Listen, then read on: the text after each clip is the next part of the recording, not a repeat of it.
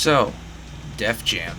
If you grew up in the early 2000s or just have an inclination to play some PlayStation 2 era games, then I have no doubt you've heard of both Def Jam Vendetta and Fight for New York.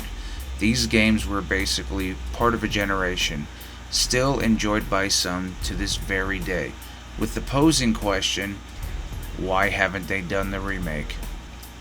In this day and age, where remakes are pretty much everywhere, we are seeing some of the most classic games almost being neglected, it seems. However, it's not by choice.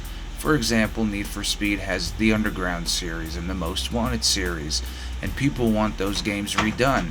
While they've done what they can to replicate and redo the same hype, it still leaves the fan base, well, wanting a little bit more. A lot of these games fall under the same hammer, and at the end of the day, suffer by it. License rights. In this digital age, things work a lot differently than they do in that era, where songs contracts could be up, or a certain trademark for that matter, and then what? They'd have to take down the licensed item, and they have the means and medium to do that in today's world, but it's also why a lot of those nostalgic games have not been redone. So, I'm sure you know where this is headed, but we're going to be talking about the Fight for New York remake that's been a little bit of hype lately. Now, while it is a rumor and fan posters run rampant, there's always a period of time where it seems like the hype and buzz is around it. There would be so many issues with it. Some of the artists who have passed, you'd have to use the original voice lines or commit the highest of treason to use AI. But then, you'd have to get each rapper's brand and likeness, which is technically a property that could be claimed out. Then you have rappers that aren't a part of the label anymore.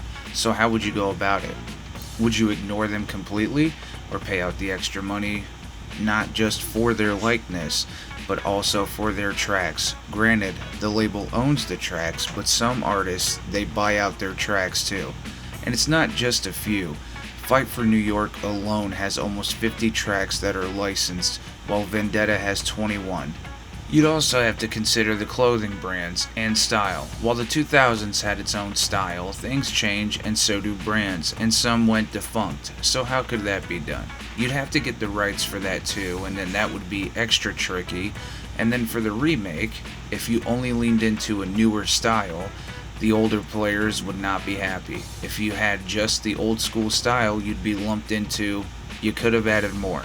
And if they added more to accommodate new and old players, it would just be lumped into, well, it just doesn't feel the same.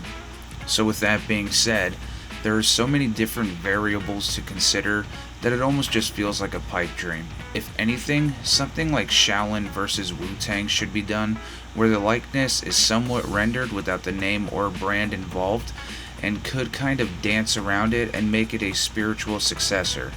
Hell, you could even still have the create a character mechanic, because honestly, that was the best part of it all. Having your own story, whooping some ass next to your favorite rappers, getting into cliques, somehow landing celebrity girlfriends, a dramatic story that felt like you were playing a movie, and developing your fighting skill with respect and upgrades to your crib.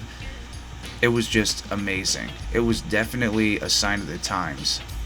Hell, even Ice-T and Joe Budden had something to say about it. While Joe Budden was just crashing out as per usual, Ice-T basically said they weren't really paid for the game, you just had to be in it. You know, it was just something that you had to be in as an artist. And honestly, something like that just wouldn't happen in today's world. I mean, you have to pay the artist something, because it's not just their likeness, it's the brand, it's the music, it's the style, it's everything. It's everything that's attuned to that artist you're including. So I totally understand and I agree with that sentiment that you can't just do it for free. Def Jam was a lot of fun, and I've played both of these games over and over again. I just don't know how they would go about doing it. Plus, if anything, I could see them making a new game. I mean, things have been silent since Icon, which, hot take here, Icon wasn't too bad of a game. Okay, for critics maybe a bit, but the first two games were widely superior. And ultimately, that's why we really haven't seen much of any news. The last game didn't do that well, and that's just the truth. It sucks to hear that, because it is not that bad of a game, but most of every review that landed of the game was just landing it in the mid-tier. That's all it took. I remember when it was released, and not even long after release, I saw it in a bargain bin, which is honestly sad. It's a good series, and as a trilogy, undeniably iconic. See what I did there? Anyways, games from this era were definitely special, and that's why we're seeing so many remakes, remasters. They just had a different life, bringing you into the game. They had a sense about them that just felt out of this world. But it's a lot of nostalgia too. I mean, come on, let's be realistic. And I wouldn't mind seeing a remake in that fashion. I think even if they accommodated old and new players, it's a way to open up the game for everyone and show them what was so great about the game to begin with. I definitely think they both do deserve at least a remaster, but I'm just not sure it'll happen. So let's just end this up on a positive note and say, you know what, anything is possible, and if somehow, some way they end up doing a remake, I will be there for it. I hope there's no issue when it comes, but again, it's all speculation. So with that, everybody, I hope you enjoyed. I know this is a shorter video, but I just wanted to talk about it because it's something that I've been racking my brain about.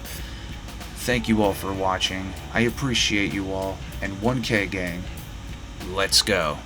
You're nothing but a punk, your daddy's a punk, and your mama's a bitch.